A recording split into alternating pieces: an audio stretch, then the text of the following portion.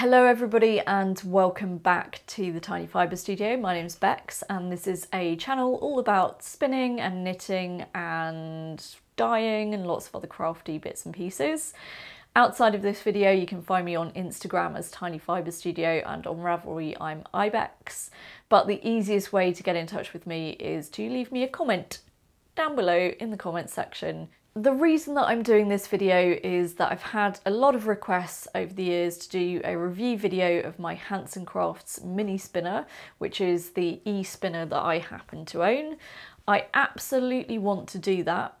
However, there are an increasing number of really good options of eSpinners for all sorts of different requirements, and so I really want to make sure that I'm doing a video that is a little bit more inclusive of all eSpinners, not just the mini spinner. Before I get into the pros and cons, I really want to make the point that there is no spinning equipment that is instantly going to make you a better spinner. Sorry to break it to you, but time and practice are really the only things that are going to make you better at spinning. Having said that, there are some definite advantages of eSpinner systems, particularly for people who have physical needs for them. So I'll be talking about that, but there are advantages and disadvantages to everything, and that is true of eSpinners just like it is with anything else. So I'm going to talk about the pros and cons of eSpinners versus treadle wheels. The first two things that are on this list are such big advantages that they may outweigh everything else on this list for those that need these two things. So the first thing in the list is the dimensions, the size and the weight of an eSpinner versus a treadle wheel. This is my Hanson Crafts mini spinner. As you can see, pretty small. It is also fairly light, although it is made of solid wood. And most eSpinners will be roughly similar. They usually fit in a shoebox. So they're very small, generally pretty light compared to treadle wheels, and that can be a massive advantage, especially for people who either just don't have a huge amount of space at home or want to take their spinning wheel on vacation, on holiday, whether you have a boat or an RV or you just want to be able to take it to a holiday home or cottage or something. That can be a really massive advantage. It's also very, very useful for transporting to and from guild meetings. In my case, that mini spinner goes on the front bag of my bike, and me and my bike get on the train, we go a few stops down the line, we get off again, I unfold my bike and off we go to my guild meeting. I couldn't do that with a treadle wheel. At the very least, I would have to walk or get a bus. For some people, that may be the overriding factor that outweighs everything else on this list. The second thing is also one of those things that will completely outweigh everything else, especially if you have a particular physical need that makes it difficult for you to treadle, and that is the fact that an eSpinner, fairly obviously, doesn't require manual treadling. There are plenty of people who, for whatever reason, find it either difficult, uncomfortable, or painful, or completely impossible to treadle on a traditional wheel. And for those people, if an eSpinner is going to allow you to continue spinning or to take up spinning when you wouldn't otherwise be able to, that's fantastic. Definitely consider an eSpinner. For a lot of other people like me, the fact that I don't have to treadle means that I can often just be lying on the sofa or sitting in my armchair here and not having to treadle and just controlling it with the little foot pedal. One thing to note here is that different eSpinners have different methods of being switched on and off. So some of them will have a foot pedal, some of them will have a little button that you press. It would be worth considering whether either of those two methods is also going to be difficult for you to operate if it's a physical, need that you have. In my case, a lot of the time, if I'm at home and I'm using the foot pedal, I'm actually sitting there with it under my elbow so that I have both hands free for drafting, but I can kind of press the button with my elbow if necessary to start and stop it. Or obviously I can use the foot pedal. If you have to control it with a button that you press, you might want to think about whether sort of having to possibly lean forward and press that button might be difficult for you. Just something to think about. The next thing is, I guess, more of a convenience factor than anything else, but that's the fact that you have a little speed control dial on the front of an eSpinner, which allows you to control the speed anywhere from very, very slow to very, very fast, and not have to change whirls or pulleys like you would on a treadle wheel. So that's particularly useful if you're just getting started with spinning a particular fibre, because you have that sort of experimentation phase where you're trying to figure out exactly how much twist it needs and so on. So not having to change whirls is a really convenient factor for me. On an eSpinner, the speed is measured in revolutions per minute as opposed to ratios as it would be on a treadle wheel, because obviously on a treadle wheel, the number of revolutions per minute is going to depend on how fast you're treadling, plus the whirl ratio, whereas on an eSpinner it's just a constant speed, and we'll talk more about that in a moment. But if you're looking for something that's going to be able to spin very, very quickly, so for spinning fine fibres or lace weight or something like that, or you know, if you're just a very quick production spinner, then look for a higher number of revolutions per minute. Another thing that is definitely a bit more of a convenience factor is the level of maintenance that an eSpinner requires, and that is generally a fair bit less, I've found, than a treadle wheel. For example, on a mini spinner, there are a couple of bits of maintenance that you need to do. You're advised to put a little bit of lubricant on the bobbin where it meets the shaft when you change bobbins. You're also advised to lubricate the flyer where it goes into the front maiden when you change the flyer, or once per year is the most recent requirement that I've seen from Hansa Crafts. Once a year? Like, you wouldn't do that on a treadle wheel. On a treadle wheel, you're looking at a few drops of oil every 4 to 6 hours maybe of spinning. So yeah, being able to just lubricate once a year and every time you change the bobbin is pretty significant in terms of maintenance. The other really, really important thing with maintenance though is to keep the motor free of fluff. That is the one thing that is going to kill your eSpinner. On the mini spinner, they call it fuzz patrol. And there's a little bit where the motor itself isn't exposed, but the shaft of the motor is. And so you just need to keep it nice and clean. And in their maintenance kit, they actually have a dental pick so that you can pick any little bits of fibre and stuff out of there. So a couple of little things, but really quite easy to maintain. It can also be a little bit simpler to identify problems because, for example, they come with poly drive bands most of the time. So that's the kind of elasticy acrylic ones. So that means that you're not having to factor in the drive band when you're troubleshooting like you would have to with a treadle wheel. So day-to-day maintenance is a little bit less involved with an eSpinner than it is with a treadle wheel. The thing to think about though is that if something goes wrong with your eSpinner, it's either something that is very, very easily resolved or it's completely catastrophic. Because if something happens to the motor, then it's a bit of a problem. However, if it's made with good components, quality components, then there shouldn't be very much risk of that happening. For example, on the mini spinner, there are actually lots of different sort of safeguarding algorithms built into it to prevent catastrophic things happening to it. But it's still a possibility, and if that happened, I would probably have to send it back to the US to get them to fix it. So it's worth considering how much local support you can get for that particular product and weighing that up against the quality of the components. The final advantage that I can think of at the moment is one that I think is actually a little bit more of a double-edged sword than people think. And that is that you have a consistent amount of speed. So once I have set my speed dial to whatever speed I need it to be, and I press the foot pedal to start it, it will continue revolving at the same speed pretty much regardless.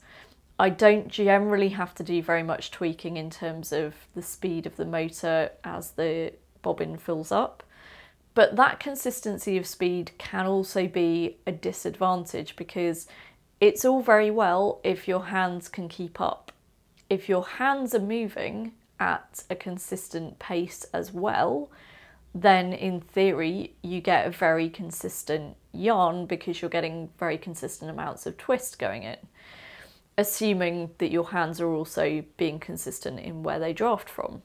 The disadvantage of that is that on a treadle wheel, if you came to a particularly tricky bit of fibre, you would probably naturally slow down your treadling to pick that little bit of fibre out and get past it and then pick up your speed again. That's a little bit harder to do on an eSpinner because you have to keep starting and stopping the motor. And for that reason, there are people that I've spoken to recently who only use their eSpinner for plying rather than for spinning because they don't like having to start and stop it all the time. Personally, I don't find it a massive issue, but again, it's one of those things that might be worth considering. And as I mentioned, the big thing is that your hands need to be able to keep up and keep consistent, both in terms of the drafting speed and how far back you're drafting. Because if that's not consistent, then your yarn's not going to be consistent. And I think people have it in their head that eSpinners being a consistent speed is suddenly going to make their yarn so much more consistent. It's not necessarily. In my case, actually, I do find that my yarn is more consistent, but that might not be the case for you.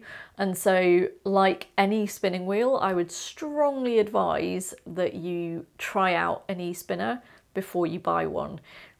If you go to a local guild, if you have one that's accessible to you, there will probably be somebody there who has an eSpinner that they would be willing to let you have a go on. If not at that actual guild meeting, then maybe you could arrange to meet them and give it a go.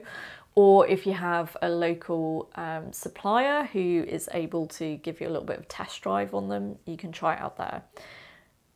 Another thing that's kind of related to the consistent speed issue is that most eSpinners don't stop dead when you press the button or press the foot pedal to stop the motor turning.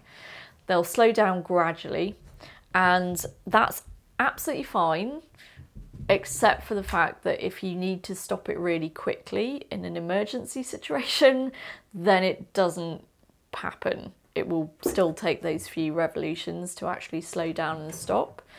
And you might be thinking, what the heck kind of emergency situation could there possibly be involving a spinning wheel?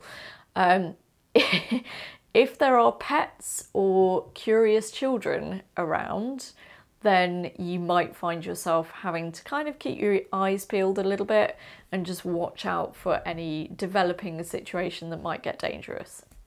I've had situations before where I've been spinning in public and there's been, you know, a curious child who goes to point, and that's the point where I stop. I see them about to point and I'm just like, yeah, I'm just going to stop because otherwise I'm going to take their fingers off.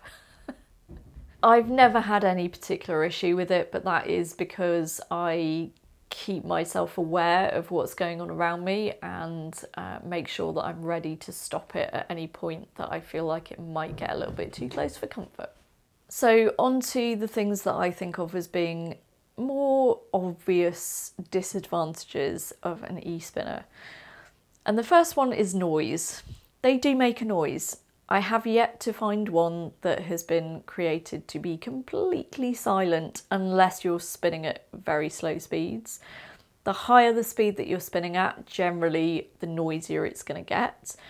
I am a pretty noise sensitive person, and I don't find the noise of my mini spinner particularly distracting, but again, it is definitely a reason to try it out, and preferably to try it out in a relatively quiet environment where you're going to be able to hear that noise difference to see whether it's a particular frequency that you find really distracting. The second disadvantage is that it does require power. Again, that might seem like a really obvious thing to say, but it does mean that you need either a battery or a power socket nearby to be able to power it from. I use a battery. That battery lasts me all day, so I can do something like a spinning workshop and I can still have 40% battery left. So I don't consider that to be a particularly limiting factor, but it does mean that you've got to have some way of either charging the battery or directly powering the eSpinner. Again, just something to think about. It's not the end of the world, but you do need power. Likewise, you do need a table or some other surface to put it on. I mean, you could spin with it on the floor, but I would be a little bit concerned about other people walking into it. So when I go to a guild meeting, I normally just grab a spare chair and put it on that, and it's completely fine. Or if I'm doing something like a workshop, I'll usually use my take my Zuka case, which I'm able to actually put the spinning wheel on top of. The next potential disadvantage is one that actually I don't find to be a disadvantage, but some people might, and that is the fact that if you are following instructional content that talks about ratios, then that information does not directly translate to an eSpinner. However, if you are following that kind of instructional content that says, you know, here's this yarn that I created on a ratio of, I don't know, 8:1. Actually, what information does that give you other than that it's a relatively slow ratio? Unless you're treadling at exactly the same speed and you're drafting at exactly the same speed with exactly the same fibre, you're never going to get exactly the same yarn anyway. So as long as you know what ratios are slower speeds and which ratios are higher speeds, you should be able to roughly translate for an eSpinner. But the other thing to consider is that some teachers of spinning don't have a huge amount of experience yet with eSpinners. So they may also not be able to translate the information from a normal wheel into an eSpinner. And then the final thing is kind of related to that previous topic, and that is that you might find it slightly tricky to get the speed dial back to exactly the same position. So if you're trying to spin something that you spun last year and you know roughly what the speed setting was, you might be able to get it close, but you might not be able to get it exactly back to the same speed. Like I say, I don't see that as particularly being an issue because my drafting speed will probably be different anyway. But again, it might be an issue for you. Some manufacturers do have ways around that. So for example, Hanson Crafts actually have a little LCD display that you can plug in that will tell you information about how fast the fly is going, so you can at least match it that way. Something to be aware of. So in summary, would I recommend an eSpinner? As with everything in spinning, it depends. I wouldn't just all out recommend an eSpinner because it depends on your particular situation. Only you can really figure out what you should or shouldn't buy in terms of spinning equipment. It's not something that I would particularly recommend for beginners because I think particularly being able to stop and start quickly or to adjust your treadling speed to the speed of your hands is a really important skill to learn as a beginner. However, if you have a physical need that would prevent you from spinning any other way, then absolutely go for it. And ultimately, I'm not the person to tell you what you should or shouldn't buy. Only you can make that decision. So get out there, give them a go, see whether you think it would work for you, and I would be interested to hear your comments. As I mentioned at the beginning, there are increasingly a lot of different options out there. There are some fantastic innovations being made in terms of things like 3D printing and using very accessible materials to make them. So I think it's becoming an option that's viable for everybody, and it doesn't have to be a super expensive purchase. So I'd be really interested to find out if you have tried an eSpinner, if you own one, if you've had one and you've sold one. I'd be particularly interested to find out why that is. I'm just interested in different people's perspectives. So if you found this video useful, and I really hope you did, then leave me a thumbs up if you enjoyed it. You can also leave me a comment in the YouTube comments below. That is the easiest place for me to find and respond to them. If you'd like updates on this channel, you can press the subscribe button so that I appear in your subscribed channels list. And if you would like notifications, you need to click the little bell next door to it. I hope this was useful to you. Let me know your thoughts, and I will see you again soon.